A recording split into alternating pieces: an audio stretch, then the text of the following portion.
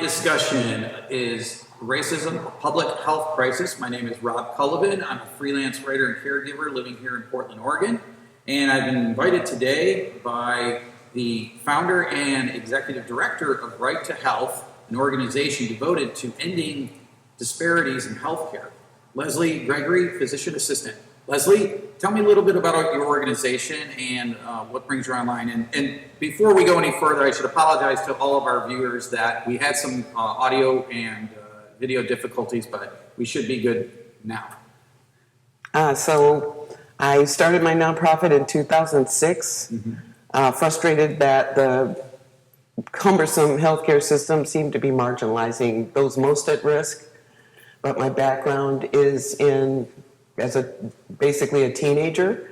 I started working on my mom's mobile unit, testing first for sickle cell and then heart disease in local communities. So she tested Southwest Michigan and Northwest Ohio, deliberately seeking out those most at risk for sickle cell. Okay, and we should probably mention your mother was a pretty significant civil rights figure in the Toledo and Ohio region. She actually founded the Black Nurses Union, as I recall. Ohio Association of Black Nurses. One of the nursing schools there, St. Vincent. Right. And your father was also a significant figure. He integrated the Toledo Fire Department, correct? Right. Okay, so this has been an issue that you've grown up with, seeking to end racism both in the public and private spheres, so to speak. Correct. So let's talk a little bit about the most recent thing that happened to you, which is the Rolling Stone article. Tell us how that came about. How did they find out about you? What were they interested in talking to you about?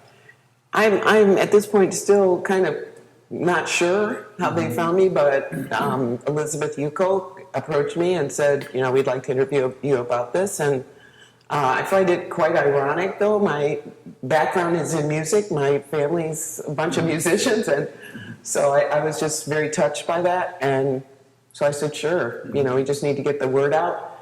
And it was a great interview. She was very patient and kind with me, so it went very well.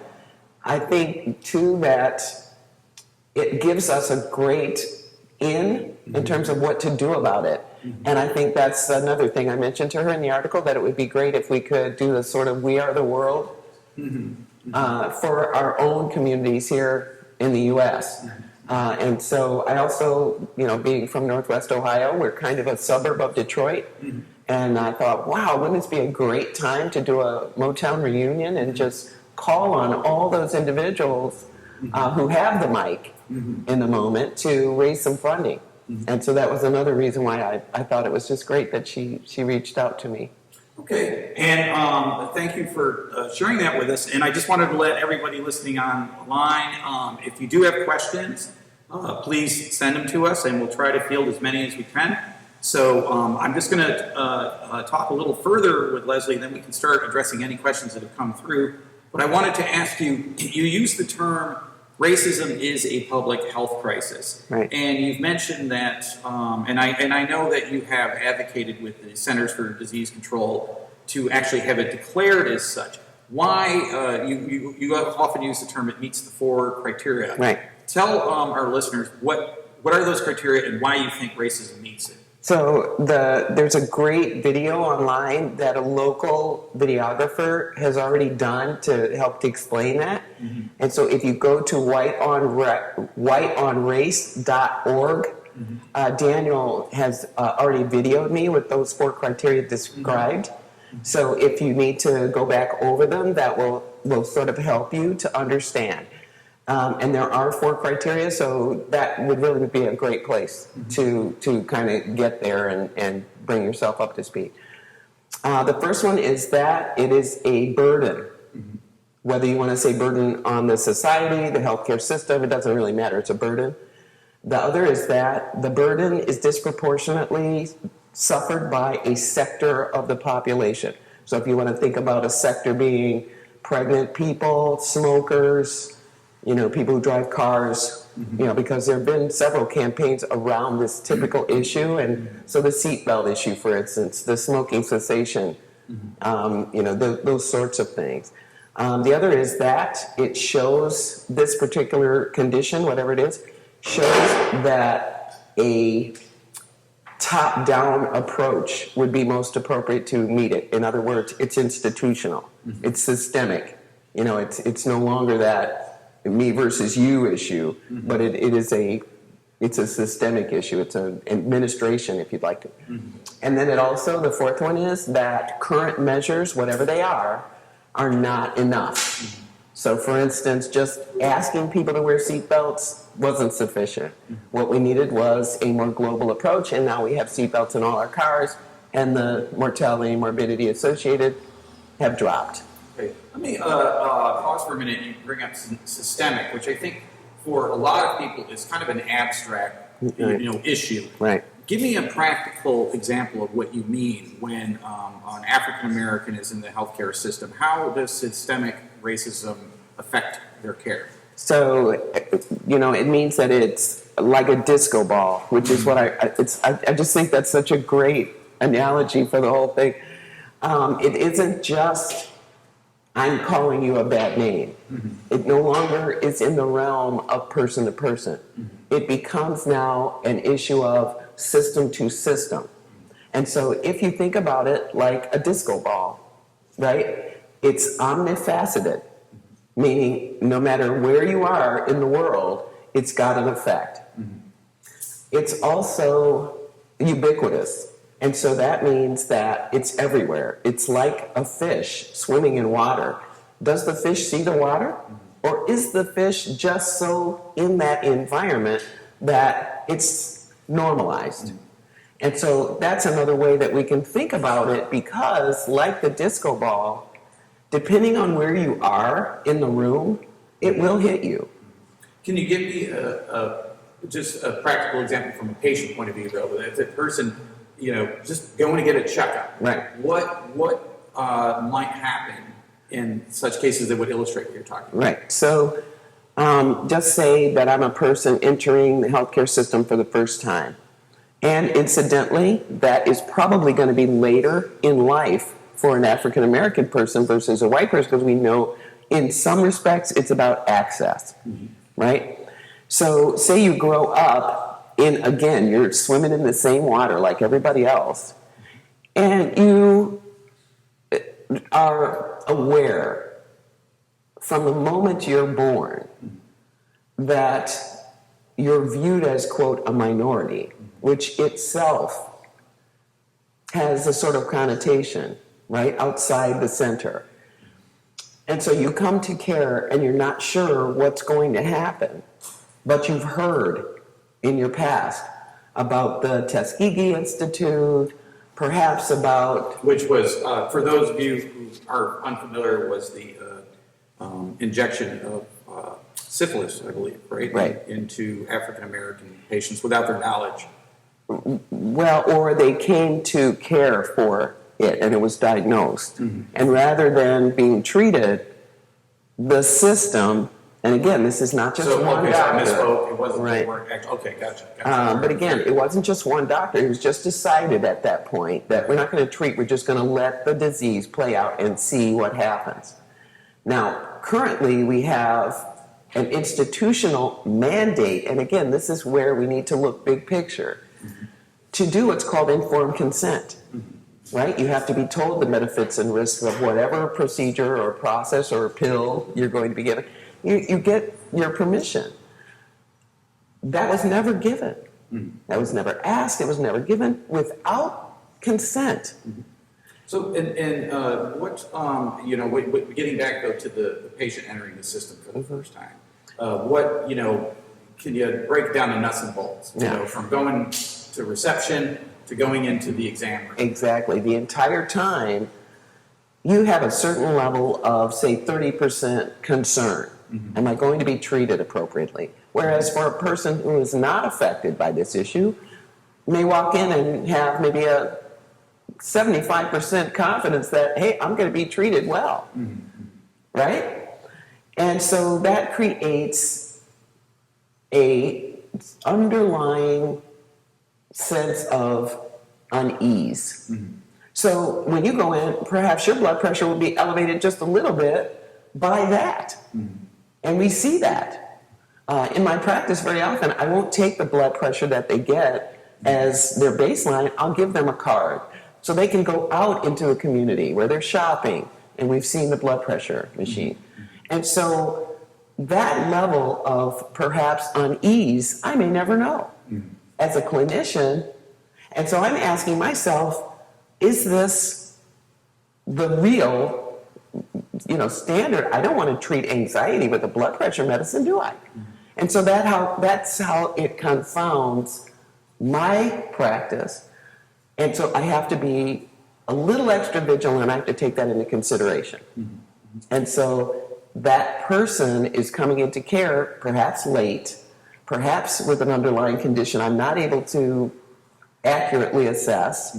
And so my job is to make this person feel more at ease. And the current system, and again, we're looking at a system issue, is such that I have only a short period of time with that individual.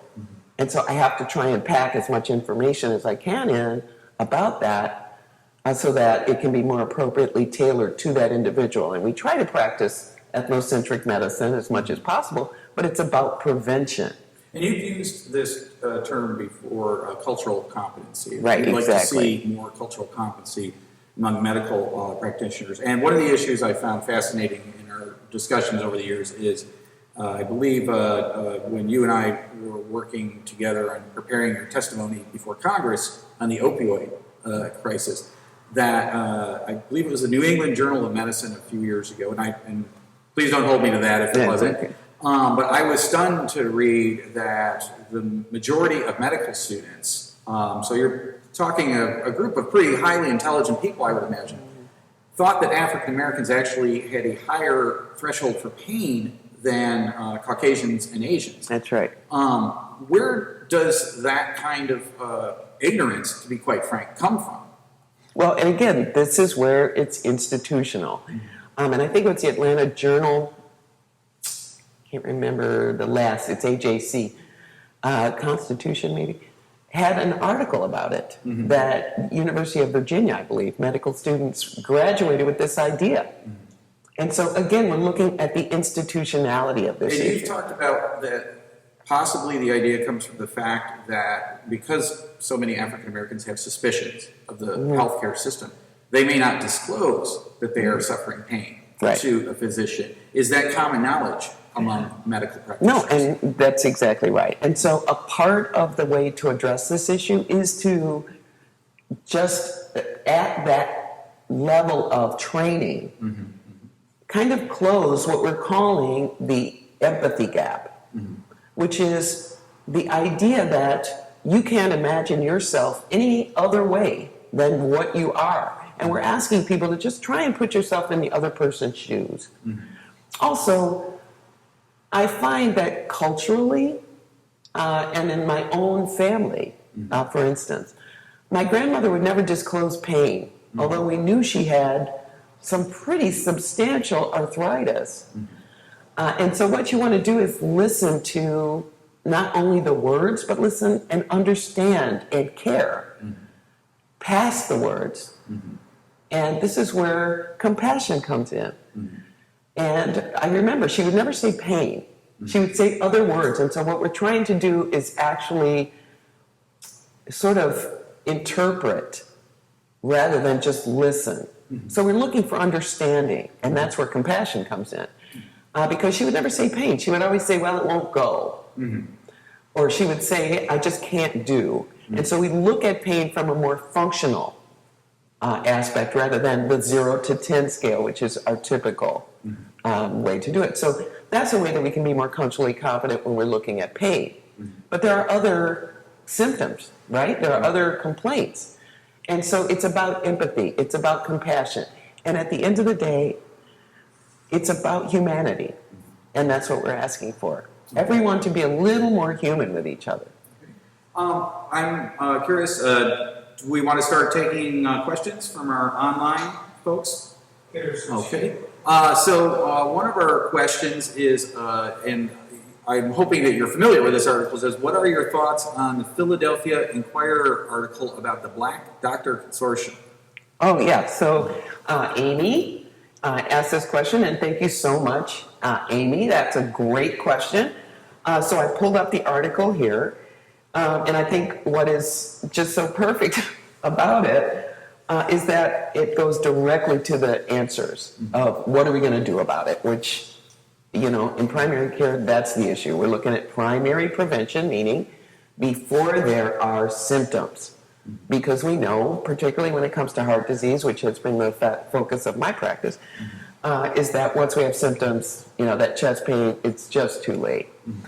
And so the article is brilliant in that it discusses the fact that 2 weeks ago, the city council members decided that they were going to actually go out into the communities at the behest of an organization, the Black Doctors Consortium, had asked that they begin to go out into these communities and test.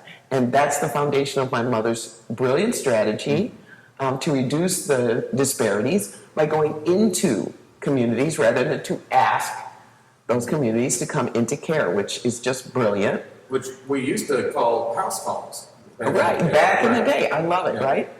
And so my mother designed this mobile unit that went out into communities to test, again, for the sickle cell gene, a trait, etc. And this is what we're saying. This is exactly the protocol that I advocate with my nonprofit. Do you envision like a mobile unit, setting up like on one block per day or one neighborhood per week? What's your practical application? Yeah, and so what she did was a combination sort of things. Whenever there was a particular festival or event or, you know, public event in community, for instance, Juneteenth, which is just a perfect time for these festivals or celebrations or events, she would go out, or she would set them up. She would design them and say, we're going to have a health fair. So she would have a health fair in the community. She would take her mobile unit out and set up, you know, for instance, they have an undercarriage where there are tables. You can put tables and chairs. And she would go out into communities and test for these issues. And this is exactly what the Black Doctors Consortium has shown that they want to do. They take the testing to where people are. What's that going to do? That's going to reduce that blood pressure, right? They're going to be in their own environment, and it's much more safe. It feels safe. And I'm glad you bring this up because I believe the consortium came to be out of the COVID crisis. Is that correct? Okay, let's talk a little bit about that because I'm sure that's on everybody's mind right now. We've read that, in fact, I was stunned to read a statistic the other day that I believe half the mortality rate was people of color with COVID. Why are we seeing such a disproportionate impact? Especially on African American men. Right, exactly. Given your background as a practitioner and also as an advocate, what is it that is happening here? Why are they dying at a disproportionate rate? And again, this is the multifactorial disco ball analogy that I like to use. One of the reasons is we're seeing that this particular part of the population already comes to the game with these chronic underlying conditions that we've heard so much about. And those can you give me a few examples? Absolutely. They're systemic conditions typically, like heart disease, diabetes, obesity, hyperglycemia, which is the borderline sort of high sugar that puts us at risk for diabetes. And again, with these underlying conditions, and including a lack of access, this reluctance to go be seen, you know, these sorts of things, it is basically a house on fire.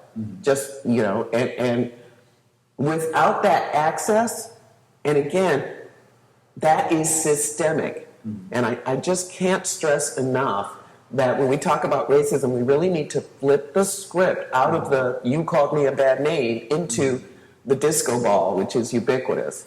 I'm glad you bring that up because I'm thinking to myself, because I was actually discussing this with my cab driver over here, and she was a little, I think, a little skeptical of what I was discussing with her.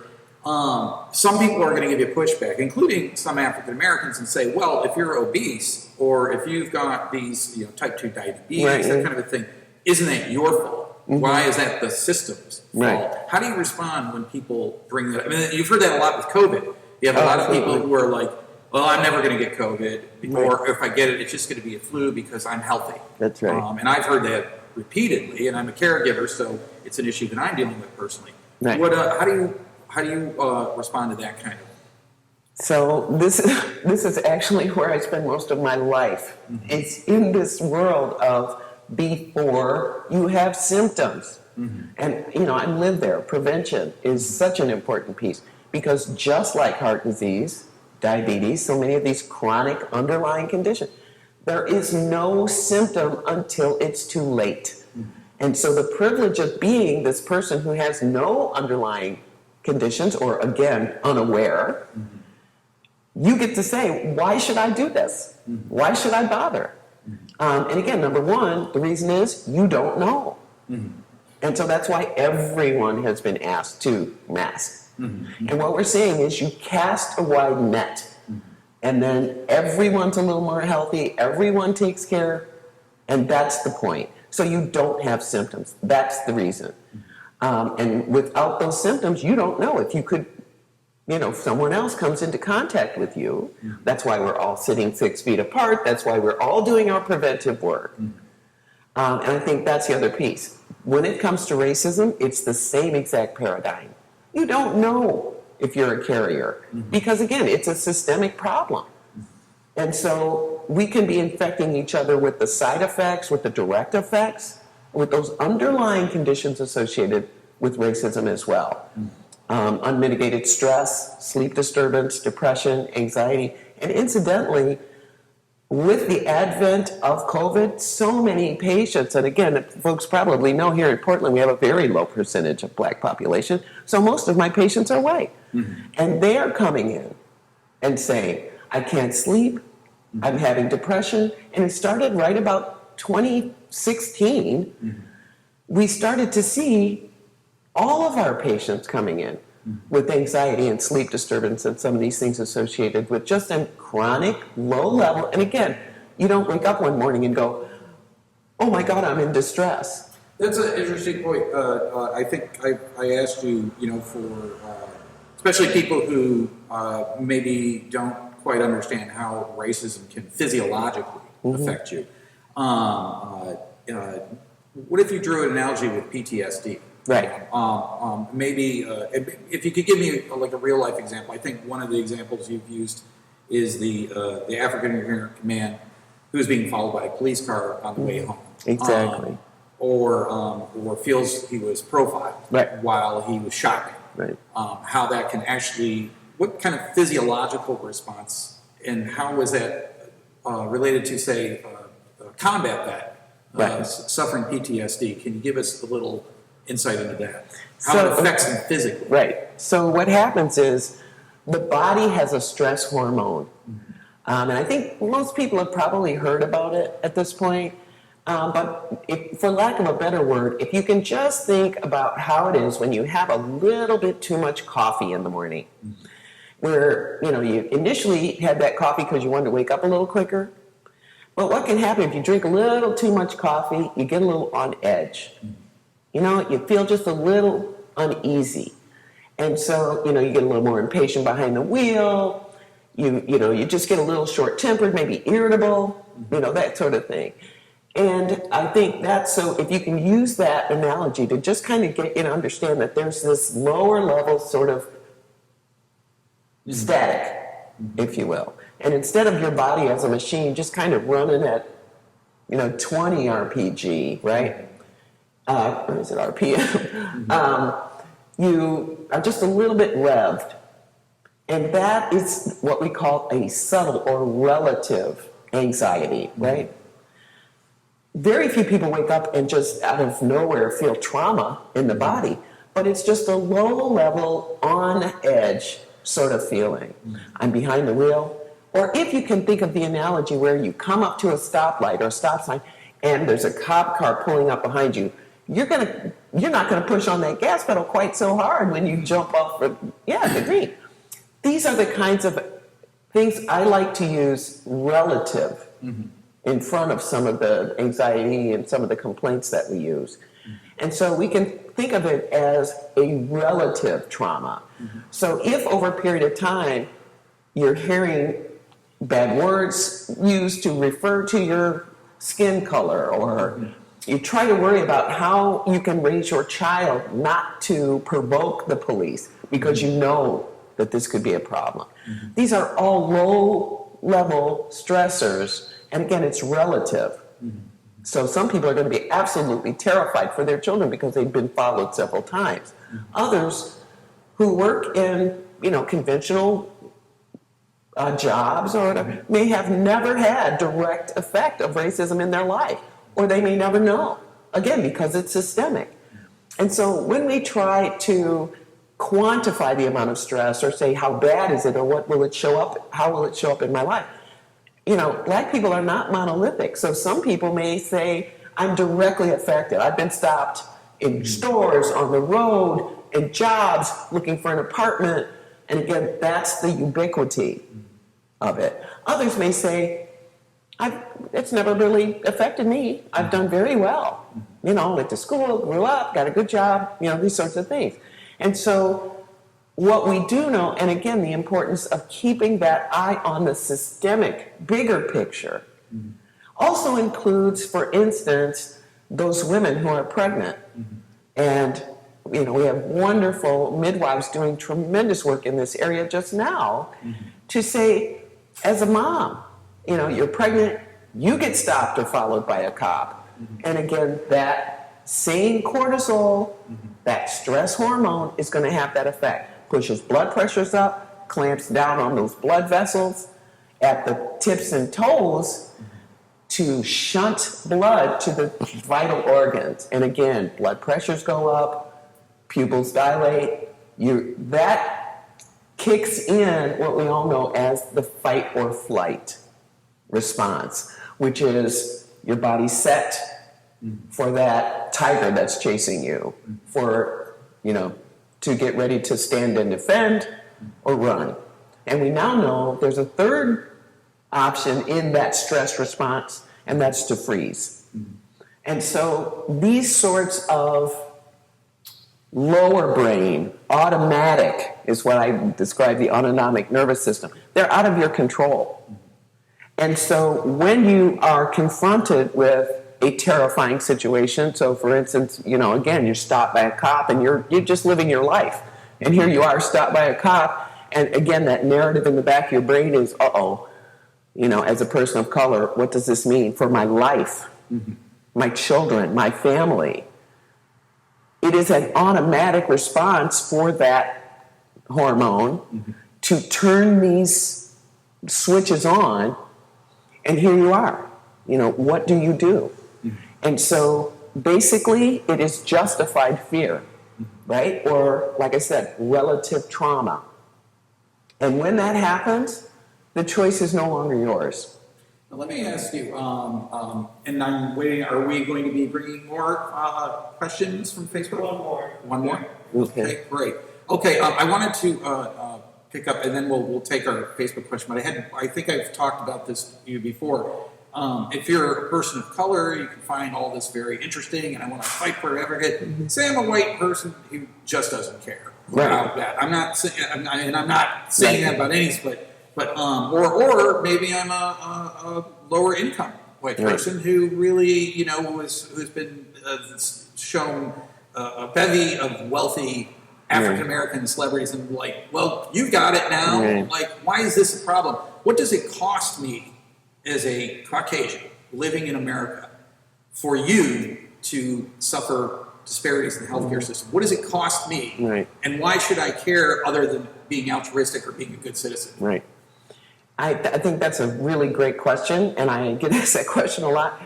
I think what we need to understand, particularly when we look objectively, and that's a critical aspect. If we look objectively at the cost of these health disparities, And, again, depending on the region, depending on the percentage and ratios of these demographics, I think we've had several different estimates, but some people would say $2.4 billion a year. And that's not just black people paying that, right? Because, again, we're looking systemically.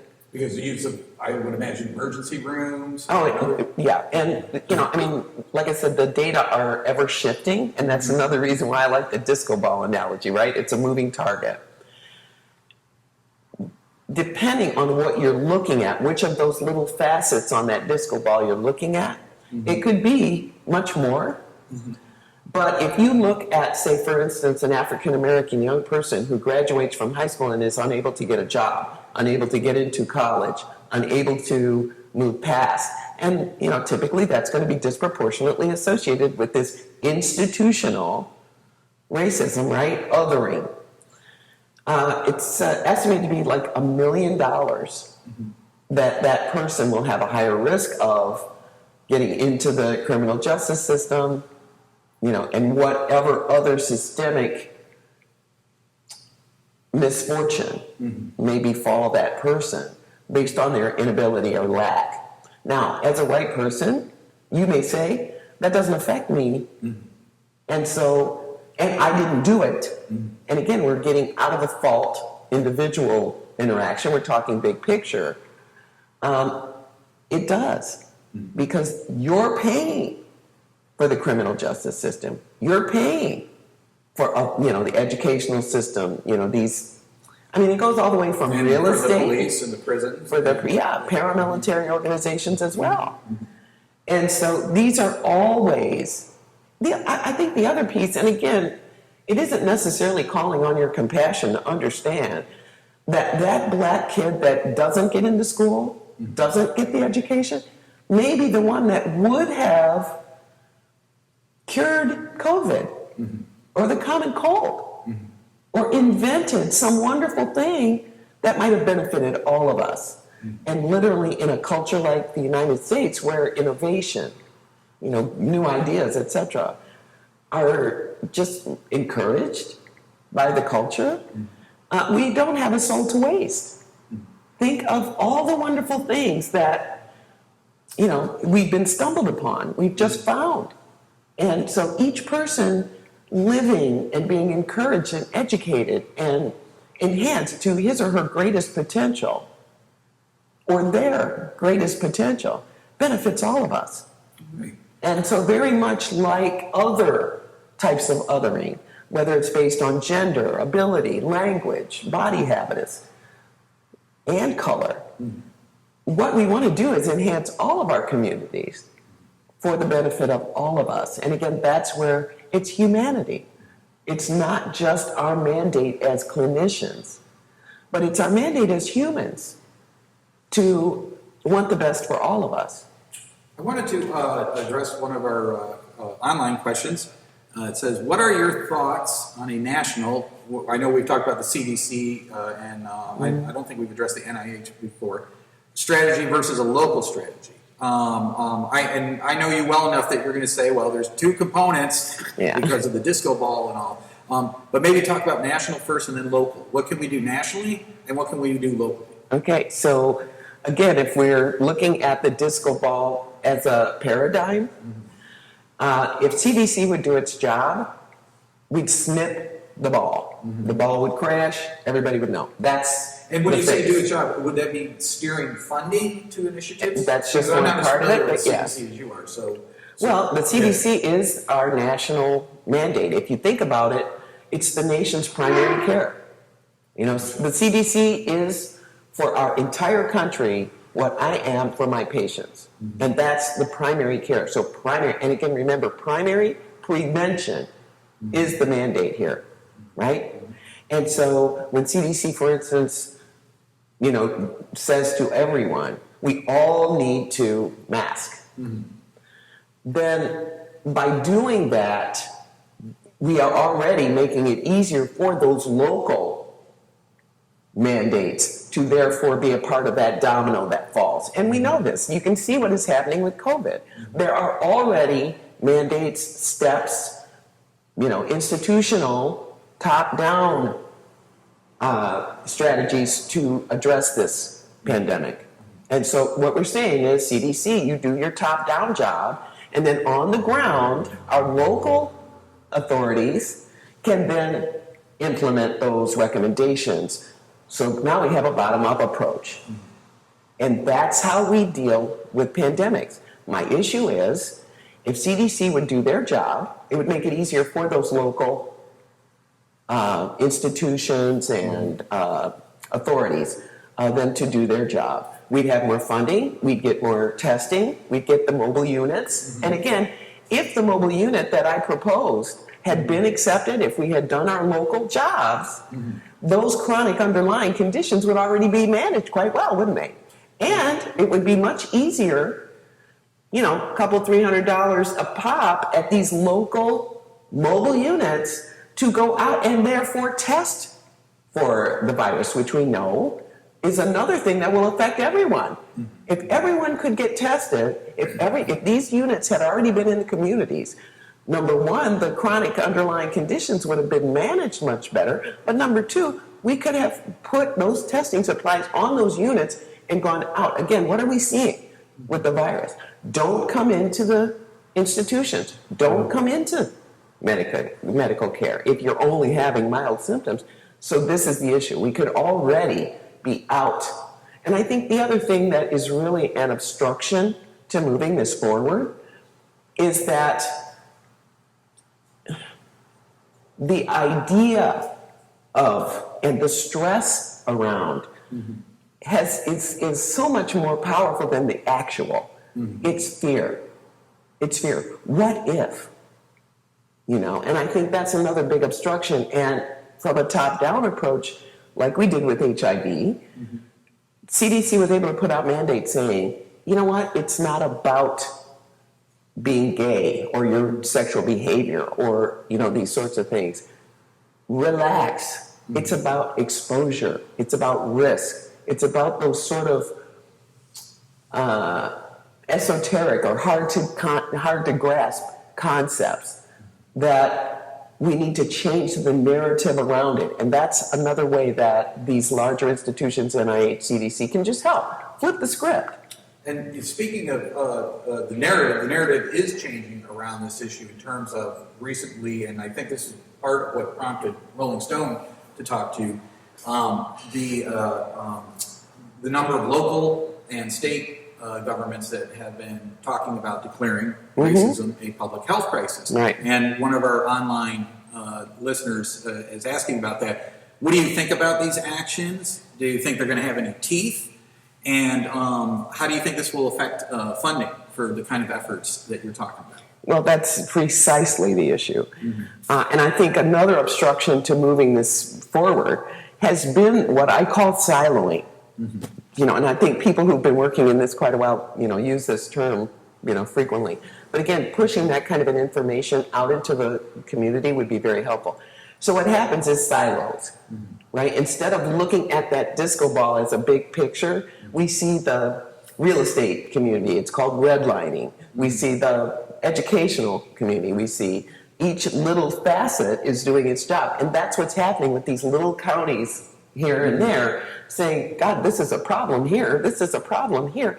And so instead of looking at it as a national epidemic, which exactly is what it is, you know, Seattle may say, well, we don't have much COVID here, so we're not going to worry about it. And the point is, you just don't know because, again, it's asymptomatic. And until everyone gets tested, and again, we need to be looking at risk instead of that. So what we're saying is it is not a county problem in Milwaukee. It's not a Franklin County in Ohio, which ironically is Ohio State University's county, which is where I went to school at one point.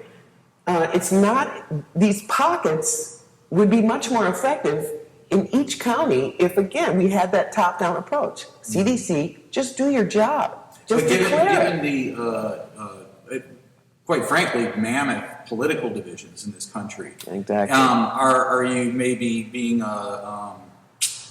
tilting at windmills, so to speak, by waiting for the feds to take Well, to pick up the ball. And that's run the with other it. point. That's exactly right. Because even I'm just thinking back on every liberal administration that's run this country, and they've never done that. Exactly. It's not about politics, and I think that's the other piece. This is exactly what I'm saying. It does not belong. This is not a political problem. This is a clinical problem. And that's why it meets the criteria. And again, we need to take the fix out of the political arena, because what happens? Okay, the political pendulum will swing, depending on who gets elected and who has the mic in the moment. But taking it out of that sphere and putting it in the clinical sphere, that's why racism is a public health threat. It is not mental. It is not political. Okay, the only aspect, and again, that's just one little tiny piece of this disco ball, is politics drives funding. And that's where politics fits in. But that's a very small. What about though, we when we were talking before about the person who doesn't necessarily have an altruistic or compassionate interest in ending racism, but you were saying, hey, this is hitting you in the pocketbook. What if at the federal level we did frame racism as a public health crisis and saying, if the longer we ignore this, the more we're going to spend billions and billions. Absolutely, and we are. Sort of the end of the patient, so to speak, rather than the beginning of their life. That's exactly right. That's exactly right. And again, going back to the disco ball piece, and what's happened so far is we've just turned off the light. We're saying, oh God, all these facets, they're hitting me from all these different aspects. I can't handle it. We're just going to turn off the light. And what happens? It doesn't go away. Okay? You're going to have to turn the light on eventually. People have to move. They have to see where they're going. You're going to have to turn that light on. It's there. The only way we can fix it is snip the wire. And that's where CDC comes in. That's the top-down approach. That's the institutionality. Can you give our listeners, you mentioned HIV, so and it's because I'm unfamiliar with this. So if they declare something a health crisis, whether it's COVID or HIV or whatever, does that automatically loosen up funds? Absolutely. And it's a domino. The dominoes start to fall. And so there, again, just like that disco ball, we're going to hit it from all these different aspects rather than Milwaukee County declares it over here, Franklin. No. We snip the wire. The funding, the power, all the things that are set up, again, institutionally, systematically, to perpetuate this myth of black inferiority. All the power that drives it stops. But it's more than just stopping the power. We're actually going to go out, like this brilliant consortium of black doctors, we're going to go out and look. And that's the issue. That's the power of the institution. To not just wait until people come to care with, I've got this chest pain, or I've got symptoms of HIV, or I've got upper respiratory symptoms of COVID. To actually go out and screen before we have symptoms. And that's where the money is saved. So from what I'm getting from you is you envision almost a flotilla or fleet of mobile health units kind of going out into marginalized communities. Actually, going out into communities, because it's not just marginalized communities, but like this consortium is saying, those at most risk is where you're going to put your funding, right? We're going to go to the house on fire, right? And I think, so yes, I think the issue is... I imagine COVID would include, say, the elderly of all races. Absolutely. And I think that's the other piece. There are several analogies and memes, if you will, that really speak very clearly to this. I saw one that I thought was particularly poignant, that privilege is that ability to say, if it's not my problem, it's not a problem. And I think that's where, again, we're back to this asymptomatic phase of people who have the illusion that they're not impacted. And that's a mistake. That is a mistake. If you don't know, what you don't know can, in fact, kill you. And that, again, is CDC's job. And we've seen CDC has access to a great deal of media, infrastructure, power, right? In a culture that is driven by economics, at the end of the day, that drives the power. And so they have the power to work with ad campaigns and the infrastructure, the administration, to not just say, but the saying is huge, right? Doesn't language matter in this country, right?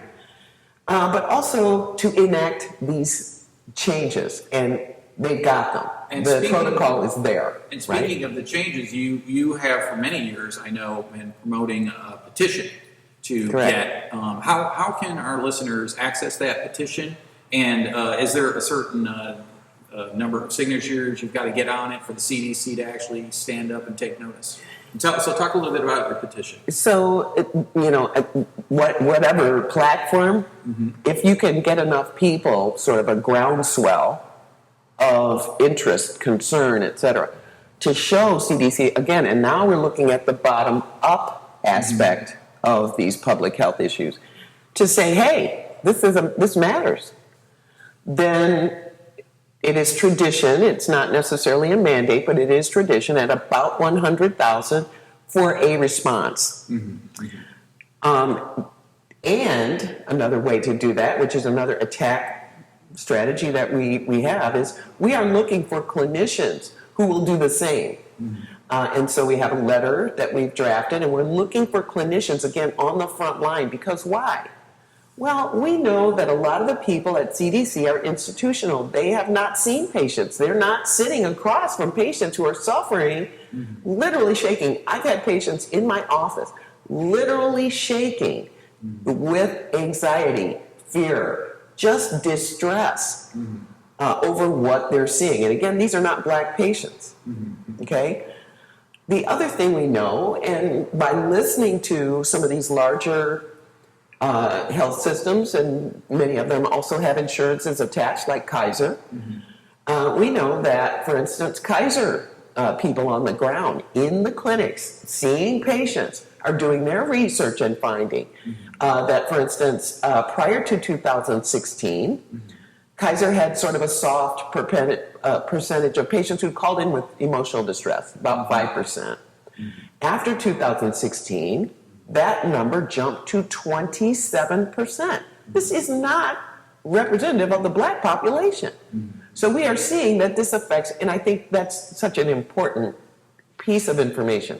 This is affecting those not directly impacted, not being followed by police, not being denied jobs, homes, education, things like this. If people wanted to sign your petition, where would they go?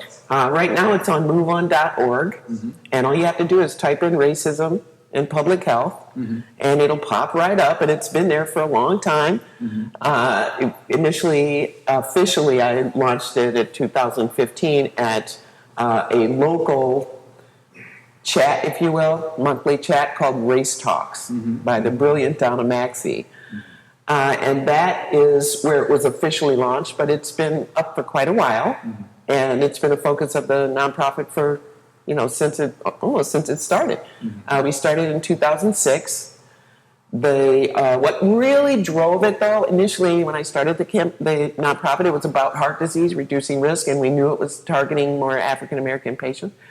But in 2008, Unnatural Causes, which is another great resource for people who want to know more information, please Google Unnatural Causes. It's a documentary that actually speaks to this issue. And when that came out, I sort of turned the path of the nonprofit work to dealing with the underlying cause. And again, that's our job here in primary prevention, is to look at what is underneath these problems. And so we began to better elucidate those issues that are associated with the socio-cultural background. And we were able to drive the target to racism. Okay. And for those who are unfamiliar with Leslie's nonprofit, what's your best website? Is it Right to Number 2, right? Right. Okay. Right. Right2health.org. Right2healthus.org. US.org. Right2healthus.org. Right. And I think the white on race clinician.org is a great place to go to learn a little more about how these different aspects of our culture can be brought into the room on it. And I think that's the other piece, is it's a very inclusive strategy. And I think we need to be looking at that inclusion rather than the exclusion, which is a part of the problem. And I think it also speaks to the importance of a strategy that includes people being able to talk about these things without being triggered. And that, again, brings it back into the clinical sphere and out of the political sphere, which we've seen so much attention on the politics of it, that we mustn't be drowned out. The clinicians on the front lines, and again, from the systemic approach, institutional, it's a clinical problem, and we really need to keep it in that area, because there are mental health components, there are thought errors, there are behaviors, health behaviors, that can really turn the corner on this critical, devastating, costly, inhuman problem. Okay. Well, I think we've addressed all our online questions, and I think that's a good place to wrap it up. Thank you very much. Physician Assistant Leslie Gregory here in Portland, Oregon, and she is the founder and executive director of Right to Health, which you can find at righttohealth.org, and it's number 2. And she has Right to Health US. Sorry, I apologize. Right. You're also on Facebook. And she's also on Facebook, obviously. Right. And Twitter. I'm so excited. LinkedIn. Okay. Instagram. Okay, so you've become very social media friendly. You must have a millennial. No, I am so a Luddite. I am just not at all. But so that's another thing. We can ask for people's help. And again, that lowers barriers. And I know that Leslie is always looking for volunteers for her organization. Right. So if any of you out there would like to volunteer, that's right. I've done a lot of volunteering, so I could use some help. Yeah. So, okay, great. Well, thank you very much. Have a great afternoon.